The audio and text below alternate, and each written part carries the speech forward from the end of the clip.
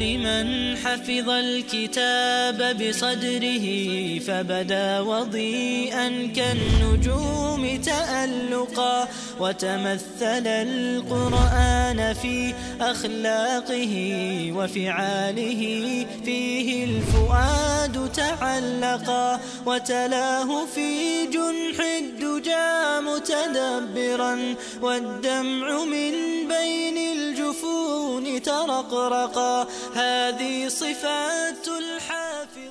بسم اللہ الرحمن الرحیم، الصلاۃ والسلام علی رسولہ الکریم وخاتم النبیین. الحمدللہ. جی میں پھر آپ کے سامنے ایک حدیث کے ساتھ حاضر ہوں.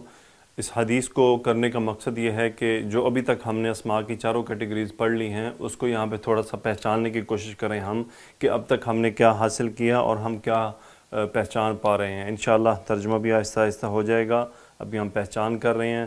ہم اسماء کو خاص طور پہ چاروں کیٹیگریز کے حوالے سے اس میں دیکھتے ہیں کیا ہے.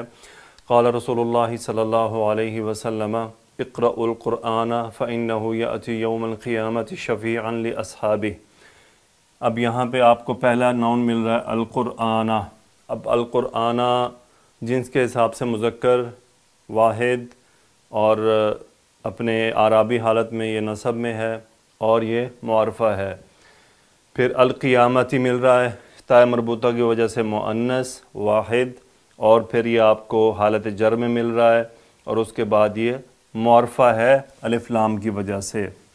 شفیعاً یہ پھر آپ کو مل رہا ہے مذکر، پھر یہ حالت نصب میں ہے اور پھر یہ نکرہ استعمال ہوا ہے. یہ تنوین نکرہ کی نشانی ہے اور یہ واحد ہے.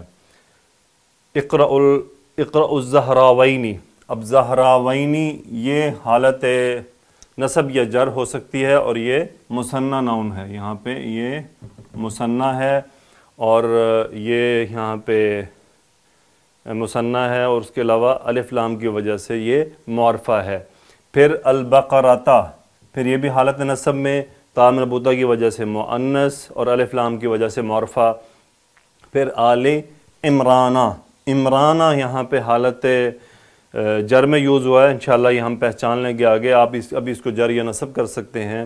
پھر فَإِنَّهُمَا تَأْتِيَانِ يَوْمَ الْقِيَامَةِ. پھر القیامتی حالت جر میں استعمال ہوا ہے، مؤنث ہے. كَأَنَّهُمَا غَيَايَتَانِ. پھر یہ غیایتانی مثنیٰ اسماء میں سے ہے. یہ عینی والی ساؤنڈ مثنیٰ کی اور آنی والی ساؤنڈ یہ مثنیٰ کی ہے. او كَأَنَّهُمَا فِرْقَانِ. پھر یہ آنی ساؤنڈ آ رہی ہے جو مثنیٰ کو شو کر رہی ہے اور یہ آنی ساؤنڈ حالت رفع کی ساؤنڈز ہیں اور مثنیٰ کی ہیں. من طیرن. پھر یہ آپ کا حالت جر میں اور نکرہ استعمال ہو رہا ہے. صواف تحاجانی عن اصحابہما اقرؤوا سورۃ البقرۃ. پھر البقرۃ یہاں حالت جر میں چلا گیا. فإن أخذها برکۃ. یہ مؤنث اسم، نکرہ اسم اور حالت رفع میں اسم. وترکها حسرۃ. یہ بھی مؤنث اسم اور یہ حالت رفع میں ہے اور نکرہ ہے. ولا تستطيعها البطلۃ. اب البطلۃ یہ مؤنث اسم ہے اور حالت رفع میں استعمال ہوا ہے اور الف لام کی وجہ سے یہ معرفہ ہے. یہ کوشش آپ نے خود بھی کرنی ہے، یعنی اس حدیث کو لکھ کے یہی چیزیں آپ نے خود پہچاننے کی کوشش کرنی ہے. کوشش کیجئے کہ مجھے اس کا ورک کر کے بھیج دیجئے گا یہ اسماء نکال کے. اب تھوڑا اس کے ترجمے کی طرف آ جائیں ہم. رسول اللہ صلی اللہ علیہ وآلہ وسلم نے فرمایا اقرأوا القرآن. قرآن پڑھا کرو. فإنه يأتي يوم القیامة شفیعا لأصحابہ. یہ یعنی قرآن قیامت کے دن اپنے پڑھنے والوں کے لیے شفاعت لے کر آئے گا، ان کا شفیع بن کر آئے گا. اقرأوا الزہراوین البقرۃ و سورۃ آل عمران. سورہ بقرہ اور آل عمران پڑھا کرو کیونکہ یہ دونوں نور ہیں، ان دو نوروں کو پڑھا کرو. فإنہما تأتیانی. بے شک یہ دونوں آئیں گی یوم القیامت قیامت کے دن. کأنہما غیایتانی. گویا کہ یہ دو بادل ہوں. او کأنہما فرقان من طیر صواف. اور گویا کہ یہ دو پرندوں کے غول ہوں. اور تحاجانی عن اصحابہما. اور یہ دونوں صورتیں سورہ بقرہ اور سورہ آل عمران اپنے پڑھنے والوں کے لیے حجت بنیں گی، ان کے لیے جھگڑا کریں گی، ان کے لیے یہ شفاعت کریں گی۔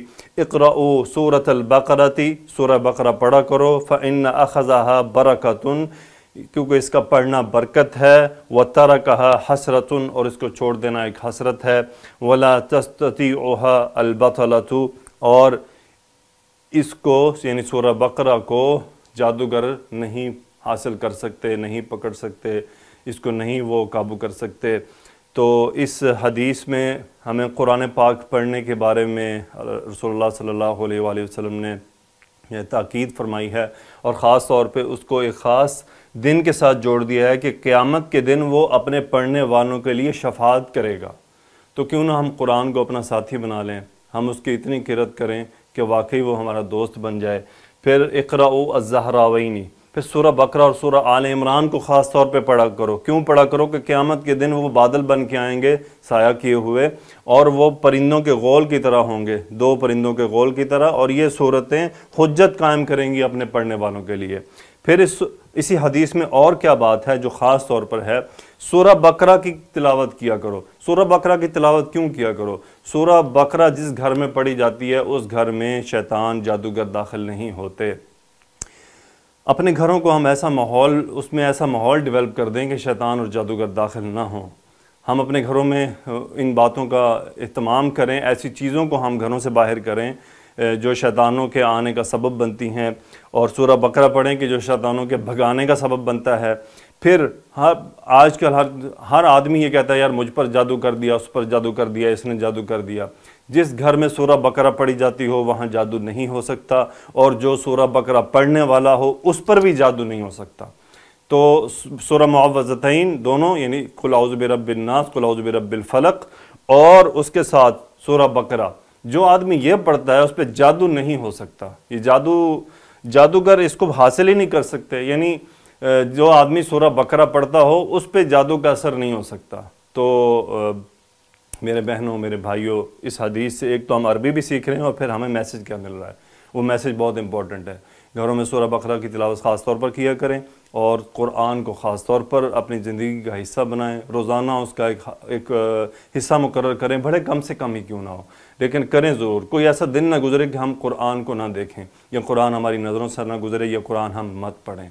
تو ایسا دن ہمارا نہ گزرے، ہم اپنے لیے یہ فیصلے کریں کہ قرآن ہماری زندگی کا ساتھی بن جائے، اور وہ ہماری زندگی کا ایک جزء بن جائے، اور اس سے ہمیں اللہ تعالیٰ ہدایت عطا فرمائے۔